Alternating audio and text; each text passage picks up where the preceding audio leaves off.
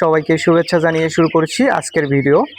ভাবলাম দীর্ঘদিন ধরে আপনাদেরকে আমার খামারের মুরগিগুলোর আপডেট দেওয়া হয় না, তাই চলে আসলাম আপনাদেরকে আমার মুরগিগুলোর আপডেট দেওয়ার জন্য।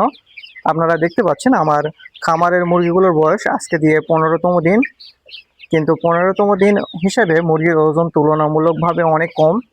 আর মনে হয় কোম্পানি থেকে বাচ্চা আমাকে দিয়েছে একটু দুর্বল, যার কারণে ওজন আদর্শ ওজনের থেকে অনেক কম আছে। আদর্শ ওজন নর্মালি আজকে দিয়ে থাকার কথা ছিল 500 গ্রাম। এটা আসলে আমার জন্য একটু হতাশাজনক। তারপর আমি একটা মেডিসিন ইউজ করতেছি, যদি সেই মেডিসিন থেকে আশানুরূপ রেজাল্ট পাই তাহলে সেই মেডিসিন সম্পর্কেও আপনাদেরকে বিস্তারিত পরবর্তী কোনো একটা ভিডিওতে জানিয়ে দেওয়ার চেষ্টা করব। আর এই 15তম দিনে আমি মুরগিগুলোকে আসলে 3টা ভাগে ভাগ করে রেখেছি।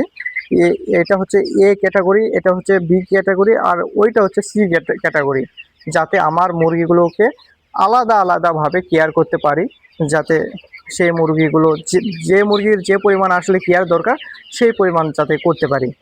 এই জন্য এই পদ্ধতি অবলম্বন করা হয়েছে। আপনারা জানাবেন আসলে এই পদ্ধতি কেমন লেগেছে, আপনাদের কাছে কমেন্ট করে জানাবেন। আর সবাই দোয়া করবেন যাতে শেষ পর্যন্ত মুরগিগুলো আমি সুস্থভাবে বিক্রি করতে পারি। সবাইকে ধন্যবাদ। আসসালামু আলাইকুম।